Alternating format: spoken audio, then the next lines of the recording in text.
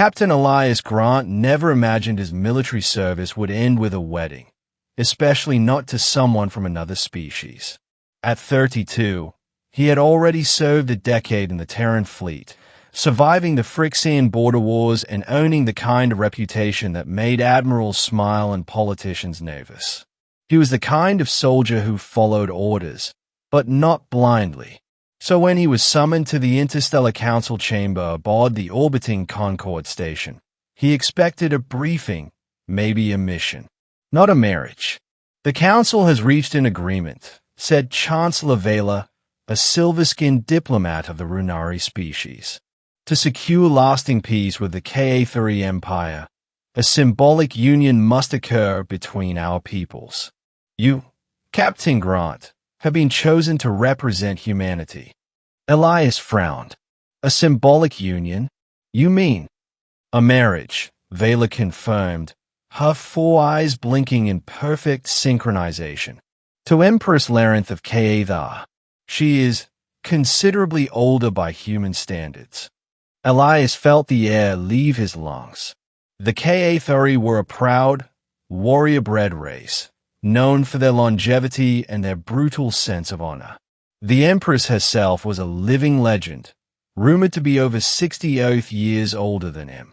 He wanted to refuse. Every cell in his body screamed that this was political madness. But the Chancellor's gaze left no room for rebellion.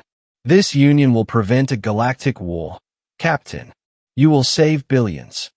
And just like that, a human soldier was ordered to marry an alien queen twice his age. The middle, a marriage of war and wonder. The Ka-3 homeworld, Ka-Theros Prime, was unlike anything Elias had ever seen. A planet bathed in perpetual twilight. Its cities shimmered like violet crystals across a black ocean. The air smelled faintly of ozone and something floral, sharp, intoxicating. When he first saw Empress Larenth, she stood on a balcony of obsidian stone, her figure wrapped in flowing armor that looked more ceremonial than functional. Her silver-blue skin glowed faintly under the twin moons. Her eyes, deep crimson, regarded him with the cold curiosity of a scientist observing a strange specimen. "So this is humanity's offering," she said, her voice like thunder filtered through silk. "You are smaller than I expected." "And you're taller," Elias replied dryly. "Guess we're both disappointed." Her lips curved slightly. A Ka-3 smile, he would later learn, was rarer than a supernova. Perhaps not entirely. Their first days together were political theater. Cameras from every corner of the galaxy broadcasted their ceremonial union. A human man and an alien empress, hand in hand beneath the ancient Ka-3 sky. The galaxy cheered the marriage of peace, but behind the shimmering spectacle, there was tension. Elias found himself navigating not only cultural differences but layers of hidden danger. The Ka-3 court was a nest of vipers, nobles who despised humanity's intrusion, generals who believed the Empress was growing weak, and advisors whispering that the marriage was a mistake. But as days turned into weeks, something began to shift. Elias discovered that Larenth was not the cold monarch he had imagined. She was sharp, calculating, but also lonely. She had ruled for over a century, watching every friend, every rival, every lover fade into dust while she endured. The crown, she told him one night, was a burden forged from promises no one remembers making. He listened. She taught him their language, the ancient Ka-3 rites, and the strange music that could bend the air into patterns of light. In turn, he shared Earth stories, tales of love, rebellion, and laughter. For the first time in decades, she laughed. But peace is fragile. 3 months after the union, an assassination attempt nearly shattered everything. A plasma charge detonated under the royal dais during a diplomatic address. Elias tackled Larenth moments before the explosion, saving her life, but hundreds died. The Ka-3 military blamed human extremists. Earth blamed Cathari radicals. War loomed once more. Larenth convened her war council, demanding answers.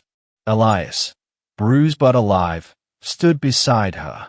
Someone wants this alliance destroyed, he said. But it's not from Earth. And he was right. Through a secret investigation with Larenth's personal guard, they uncovered a conspiracy stretching far beyond either world, a cabal known as the Stellar Dominion, a group of corporations, mercenaries, and rogue admirals from both species who profited from endless war. The peace treaty had cost them billions, and they intended to reclaim it through chaos. Elias and Larenth became partners, not just in politics, but in survival. Together, they hunted the Dominion's agents through alien cities, asteroid colonies, and hidden moons. He admired her ferocity. She admired his stubborn heart. Somewhere between the firefights and the midnight councils, affection turned into something deeper. In one quiet moment aboard a stolen frigate, Larenth looked at him and said, "You risked your life for me, human. Do you understand what that means in my culture?" He smirked. "That you owe me a favor." She leaned close, her crimson eyes glinting. "It means you are mine."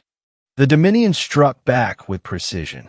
A fleet of stolen warships emerged from hyperspace, targeting both Earth and Cathar simultaneously. Communications collapsed. The Concorde faltered. The galaxy teetered on the edge of annihilation. The Empress refused to retreat. "If we run, the peace dies," she declared. Elias stood by her side in the command chamber as thousands of ships aligned under her banner. "You've spent a century fighting alone," he said. "Let me fight with you this time." And so, the human and the alien Empress led a united fleet, human pilots and Cathari warriors flying side by side, for the first time in history. The battle was brutal, beautiful, and devastating. Explosions tore across the void like dying suns. At the height of the conflict, the Dominion's flagship emerged, a colossal dreadnought armed with planet-cracking cannons. Its commander was a former human admiral, Grant's own superior officer, believed dead for years. "You could have joined us, Elias," the admiral sneered through the comms. "Instead, you chose love over loyalty." Elias grinned. "Maybe I finally learned what loyalty actually means." With Larenth's strategic brilliance and Elias's reckless courage, they boarded the dreadnought together. A desperate duel followed, blade against plasma, instinct against machinery. When the admiral fell, the Dominion's fleet scattered into chaos. The war ended not with a treaty, but with trust. Months later, peace returned. The Concorde rebuilt. Statues were raised, stories were told, and across 100 worlds, people spoke of the unlikely union that saved the galaxy. Elias and Larenth stood once more on that obsidian balcony, watching the twin moons rise. "They still call me the woman who married a boy," she said softly. He smiled. "Then let them. You married a soldier. I got an empire." She laughed, a sound that echoed through the palace halls like starlight on crystal. "And what will you do now, my husband?" "Teach them what real peace looks like," he said, "one world at a time." And so they did. The human and the alien Empress, two souls divided by biology, united by fate, rewrote the destiny of the galaxy not through conquest, but through compassion. Because sometimes the greatest revolutions begin not with war, but with an unexpected marriage.